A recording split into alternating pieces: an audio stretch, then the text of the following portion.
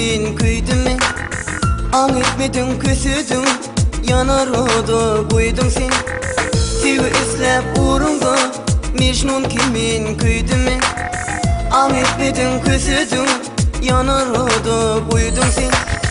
Olmana karaştın, devlin şem karaşak. Siyen bolsun gizleme, İnşirilimden uşak. Ömür arzuma yetip, bağıt toyumu kurşak. Sen güllerimi seyredip, siyen sözüm aşak. Siyen sözüm alsın or, min güllerim sana zar cennet, cennet.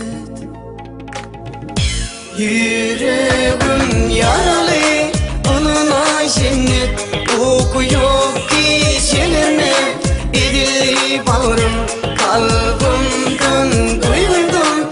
Çıkarıp elim o, ya da sevgi yok mu hiç? Yüreğim yaralı, onuna cennet. Oku yok kişilerine, edilip alırım kalbimden, duygumdan. Çıkarıp elim o, ya da sevgi yok mu hiç? Kalbimda, duygumda yaşayan bilim o. Duygumu, sevgimi, hormat duyan edim o. Menin pek sevgimi, yarım şaka görün o. Ondan bana yüreğimi, yürek sende cennetim.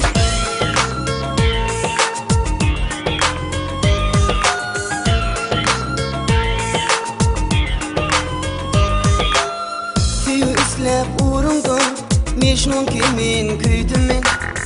An etmedin küsüdün, yanar oda koydun sen. Sevgi islep uğrunda, Mecnun kimin kıydın men? An etmedin küsüdün, yanar oda koydun sen.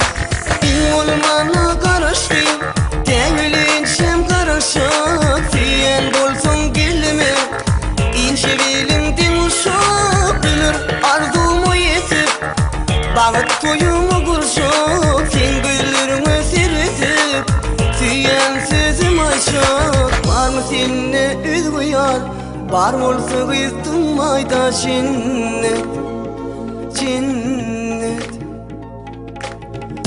Yüreğim yaralı, onuna cennet. Oku yok kişilerine, edilip alırım kalbimden, duygumdan. Çıkarıp elim o, ya da sevgi yok mu hiç? Yüreğim yaralı, onuna cennet. Oku yok kişilerine, edilip alırım kalbimden, duygumdan. Çıkarıp elim o, ya da sevgi yok mu